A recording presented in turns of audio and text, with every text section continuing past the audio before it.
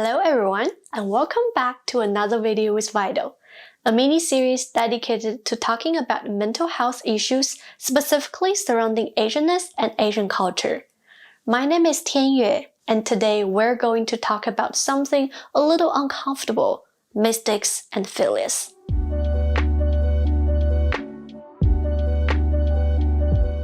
In today's video, I only want to focus on the experience of making mistakes and the feeling of failing on a smaller scale.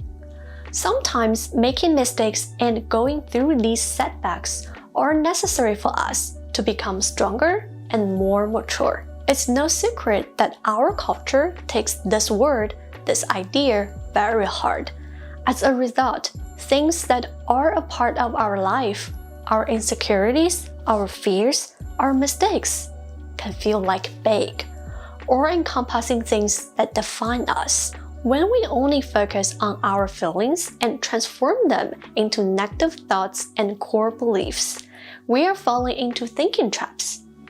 This means that we have thinking distortions based on our anxiety or flawed belief. It's important to remember that mistakes may feel big in the moment. Sometimes, especially when we feel like we're failing, we can get stuck in feeling bad. But what's most important is giving space for our feelings, learning from our mistakes, and finding a new way to move forward. We may not get into every college we apply to. We might not meet the person of our dreams right away or get that perfect job. And that's okay. Nobody gets what they want all the time. Failures and disappointments will happen. They are a natural part of life and they happen to everyone. It can be even harder to accept these disappointments in the age of social media. Everyone is posting about which school they got in or their first job or their first car. And here I am, deciding if I want sweet or sour sauce or ranch with my McNuggets. Or on those bad days where we've made one mistake after the other and we go on Instagram or Facebook or LinkedIn and see our peers thriving in a seemingly endless in-your-face highlight reel. Yes, social media has a lot of benefits. We get to stay in touch with our friends and family from all over the world. Information is at our fingertips. But it also comes with this pressure for us to live a picture-perfect, blemish-free life. There are two more thinking traps here, called overgeneralizing and labeling. They take one snapshot, one smiling post about a job promotion means that everything else in their lives is going well, and they're super successful. Then, we may label ourselves as losers or philias because we don't have the same accomplishments to showcase. We hide ourselves away and not wanting to be compared to others. In our culture, we really try to prevent people from knowing about our shortcomings not only in our digital life, but also in our real life. We spend a lot of time trying to save face, not wanting our families and communities to discuss our latest failures. Let's dig a bit deeper. Why do we need to present an immaculate life? Throughout many Asian cultures, we strongly believe in the importance of saving face and only expressing or presenting the best version of ourselves. Specifically, in the Chinese culture, we believe that we have moral face, lian, which reflects our moral reputation or basic human worth, and social face, 面子, which reflects our social status. To gain moral face, lian, we can fulfill our family duty, think of others, and generally try to be decent human beings. To gain social face, 面子, we would need to enhance our social prestige by becoming more popular, going to a prestigious school, or working at a prestigious job, and gaining the triple threat, wealth, fame, and power. Many Asian cultures share those core beliefs of gaining high social status and being a decent, dutiful human. Mistakes and failures are threats to losing our 面子 social status or 脸 basic humanity. If we lose either of these, we would face social death or, in the more extreme cases, a loss of our own personhood. No wonder why we're afraid of publicizing mistakes or failures. We do not want to lose our own dignity. We all want to preserve our own dignity and believe that we are worth something to ourselves and others. We worry that communicating our mistakes and failures might make others lose respect for us. But sometimes, this communication with others can be a good thing. Families might call each other up to talk about which college a cousin did or didn't get into, so they can be sensitive about which schools to bring up.